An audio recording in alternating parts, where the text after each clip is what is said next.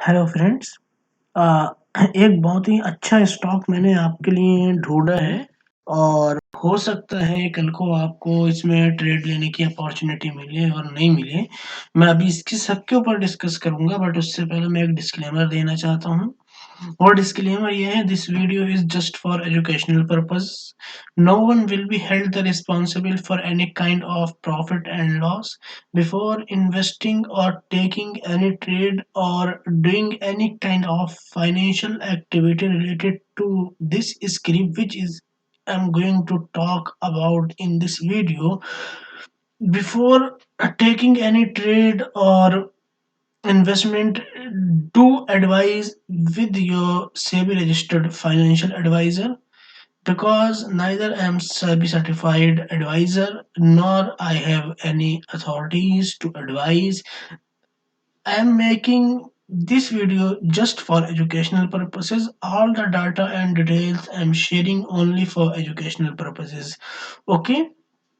So, and today is 22nd Jan, sorry, 23rd Jan 2022. Again, I'm repeating the date. Today is 23rd Jan 2022. Till this date, I personally don't have any kind of holding in this script. Let's get back to business now.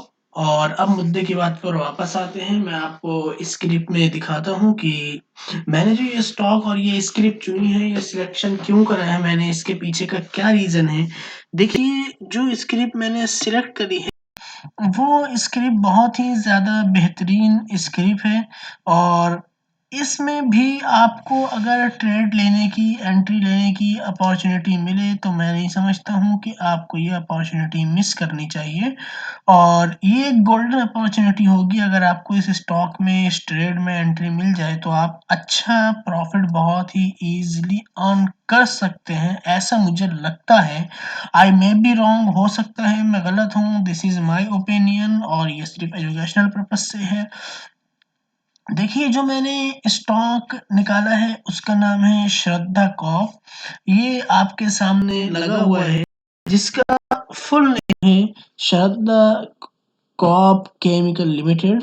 और इसने अभी recently आज ही अपने दिसंबर 2021 quarter के result भी पेश किए हैं। जैसा कि आप बिजनेस स्टैंडर्ड की न्यूज़ के हवाले से टिकर टैप ने आपका अपनी वेबसाइट में शो किया है कि इसका नेट प्रॉफिट भी 111% से राइज हुआ है। और मैं कहीं पर पढ़ रहा था कि इसकी सेल्स में भी 78% का राइज हुआ है प्रॉफिट के साथ साथ। और टिकर टैप ने भी लगभग लगभग हर चीज़ को गेन करा हुआ है, चाहे वो आप वैल्यू देखें, चाहे आप रिटर्न देखें, डिविडेंड देखें, एंट्री पॉइंट देखें, हर एतबार से इसको टिकर टैप ने भी क्लीन करा हुआ है। इसका एक ओवरऑल व्यू भी देख लेते हैं, फिर चार्ट की तरफ चलेंगे। जो इसका मैंने अब तक ओवरऑल व्यू देखा है, मुझे तो ये हर एतबार, हर एंगल से बेस्ट लगा। देखिए, ये एक फर्टिलाइज़र एग्रोकेमिकल कंपनी है, जो कि एक स्मॉल कैप में आती है और ये रैंक करती है 627। इसका मार्केट कैप है आज की डेट में 32,090 सीआर। और ये आपका moderate risk stock 2.3x volatile है एज कंपेयर टू निफ्टी। और इसकी जो पी है वो है 14 और प्राइस बुक है 2। डिविडेंड भी ये कंपनी दे रही है 1.37% का, जबकि इसकी सेक्टरल पी है 26। हालांकि ये अपने सेक्टरल पी से कम है और इसका सेक्टरल पी से डिविडेंड भी कम है और प्राइस बुक वैल्यू भी सेक्टरल पी से कम है।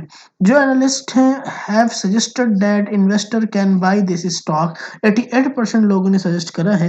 टिकर टैप के जो टिक्स हैं उसके हिसाब से ये एंट्री पॉइंट भी है, डिविडेंड रिटर्न भी है। और इसमें कुछ ब्रोकर्स की रिपोर्ट भी आई है जिन्होंने इसको 480 तक जाने के लिए सजेस्ट करा है, जो कि मैं अभी न्यूज़ में देख रहा था। रिसेंटली इसने अपना हाई भी कल की कैंडल में लगाया है 409.80 का। ये देखिए, इसको बाय है, बाय श्रद्धा कम टारगेट 480। आनंद राठी साहब की तरफ से ये रिपोर्ट है, आनंद राठी ब्रोकर की तरफ से। I don't know exactly but ये न्यूज़ इकोनॉमिक्स टाइम से कवर की गई है। और इसके अलावा अब आते हैं इसके चार्ट की तरफ। ये तो आपने इसका थोड़ा-सा फंडामेंटल और टेक्निकल देखा। देखिए जो मैंने इसमें कल नोटिस करा वो इसमें करीब वॉल्यूम। इसमें जो वॉल्यूम है वो करीब-करीब 4 मिलियन वॉल्यूम हुई है, जो कि मैंने स्टॉक एज से डाटा इसका लिया है जो कि 19.3 गुना है इसकी एवरेज वॉल्यूम से। जो डाटा मैंने स्टॉक एक्स एज से कवर करा है, उस डाटा के अकॉर्डिंग मैं आपको बता रहा हूँ। और दूसरा ये डाटा मैंने 22nd जैन 2022 में कवर करा है। और दूसरा इसमें आप कैंडल से भी देख सकते हैं कि ये कैंडल इसमें कितनी बड़ी है और ये कैंडल आपको 2021 में भी नहीं दिखी। इवन 2020 से आप देखें इतनी बड़ी कैंडल इसमें कोई बिल्ड नहीं हुई वॉल्यूम की इन अ सिंगल डे। जो कैंडल इसमें कल 21st जैन को बिल्ड हुई है। सो ये वॉल्यूम ही बहुत बड़ी चीज़ है। अगर वॉल्यूम इतनी ज़्यादा है, जो वॉल्यूम पिछले 1 से डेढ़ साल में इसमें नहीं आई और वो वॉल्यूम कल आई और कल ही इसने अपना 52 वीक की हाई 409.80 लगाया और हालाँकि क्लोज़ ही 379 पे हुआ। अच्छा, इसमें भी बहुत प्यारा-सा एक सेटअप बन रहा है, जिस सेटअप को मैं आपको दिखाता हूँ। बहुत प्यारा और बहुत simple pure price action based setup है। ये देखिए एक इसके अंदर कंसोलिडेशन हुआ, ये एक इसमें रेंज बनी और इस रेंज में बहुत अच्छी तरह से कंसोलिडेट हुआ। ये देखिए कि इसमें कंसोलिडेशन ये स्टार्ट हुआ था लगभग अगस्त के लास्ट वीक से 24th ऑफ अगस्त से कंसोलिडेट हुआ, कंसोलिडेशन, कंसोलिडेट और उसका ब्रेकआउट हुआ। उस ब्रेकआउट के बाद उसने बॉटम बनाया, बॉटम जो बनाया उस कंसोलिडेशन का जो ब्रेकआउट था, उसी ब्रेकआउट का जो पॉइंट था उसी को उसने लो बनाया, उसी को रिटेस्ट करा। वो इस चैनल के अंदर दोबारा एंटर नहीं करा। फिर उसके बाद फिर ब्रेकआउट हुआ, फिर कंसोलिडेशन हुआ, फिर ब्रेकआउट हुआ कल इसमें।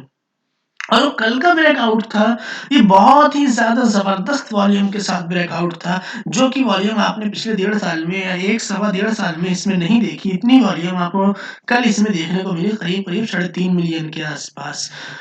ट्रेड हुई इसमें क्वांटिटी जो कि वॉल्यूम चार्ट में दिख रही है ज़ीरोधा के। ये वॉल्यूम 21st जैन की है। अब इसमें जो मुझे दिख रहा है वो है ये बहुत ज़बरदस्त बेस। ये एक जो बेस ये बन रहा है, ये बेस बहुत ही ज़्यादा ज़बरदस्त बेस है। ये बेस बहुत ज़बरदस्त बेस है जो मुझे दिख रहा है इसमें। इस बेस में जो मैं देख रहा हूँ मेरे हिसाब से जो इसकी कल का कैंडल का लो है, ये कल की कैंडल का लो है 362.80 और इसमें किसी भी कैंडल का लो सबसे जो ज़्यादा लो है इस कैंडल का 18 जैन की वो है 360। अगर गिरती हुई मार्केट में इस तरह से ये स्टॉक सस्टेन करने के बाद इसके अंदर कंसोलिडेशन हो, फिर ब्रेकआउट हो, फिर उसके बाद मार्केट के गिरने की वजह से वापस ये अपनी रेंज पे आ जाए, तो ये गोल्डन अपॉर्च्युनिटी है एंट्री लेने के लिए। मैं समझता हूँ आपको इसमें एंट्री लेनी चाहिए और आपको अपना स्टॉप लॉस 358 कंसिडर करना चाहिए।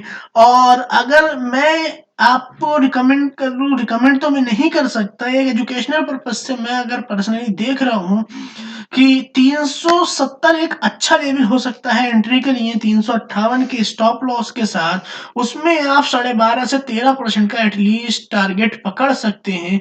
जो मैं समझता हूँ ₹418 का एक टारगेट बैठता है।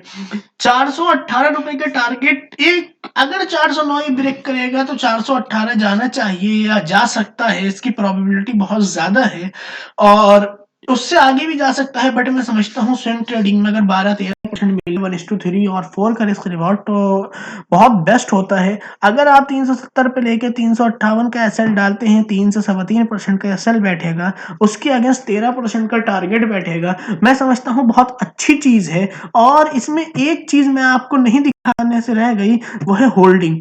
होल्डिंग में इसमें थोड़ा-सा है कि प्रमोटर की तो होल्डिंग मेंटेन है, लेकिन एफआईआईज़ और म्यूचुअल फंड की होल्डिंग में गिरावट आई है। प्रमोटर की होल्डिंग पर अच्छा लो प्लेज प्रमोटर की होल्डिंग में कुछ नहीं है। म्यूचुअल फंड की होल्डिंग में गिरावट आई है, आप देख सकते हैं क्वार्टर ऑन क्वार्टर। और एफआईआईज़ की होल्डिंग में भी गिरावट आई है, फॉरेन इंस्टीट्यूशंस की होल्डिंग में। बट वो मैटर है बट मुझे कोई नहीं लगता जो अगर प्रमोटर की होल्डिंग कंटिन्यूअसली मेंटेन है तो वो उनकी गिरावट से इतना मुझे नहीं लगता इफेक्ट है। ओवरऑल मुझे सेंटीमेंट बहुत ज़्यादा पॉजिटिव इस स्टॉक के दिखते हैं क्योंकि अभी इसके रिसेंटली हाल में ही रिजल्ट आए हैं आजकल में और हो सकता है कल ये गैप हो और अगर ये आपको 370 पे एंट्री लेने का मौका दे तो मैं समझता हूँ आपको इसमें जीटीटी ऑर्डर डाल के रखना चाहिए। अगर आप ज़ीरोधा यूज़ कर रहे हैं आपको उसमें आप डाल सकते हैं जीटीटी ऑर्डर। और मेरा तो आई पर्सनली पोर्टफोलियो मेरा फुल है, सो मैं तो इसमें एंट्री नहीं ले सकता। अदरवाइज मैंने इसे एजुकेशनल पर्पज से आप लोगों के साथ शेयर किया बट मुझे लगता है ये बहुत अच्छा इस टाइम पे इसमें अपॉर्चुनिटी दिख रही है। अगर ये 370 पे मिले 358 के स्टॉप लॉस के साथ 418 के टारगेट के लिए बहुत ज़बरदस्त अपॉर्चुनिटी है। मैंने आपको दिखाया मेन है कंसोलिडेशन, उसका ब्रेकआउट, उसके रिट्रेसमेंट पे आपको मिल जाए और वॉल्यूम ऐसी की जो पिछले 1.5 साल में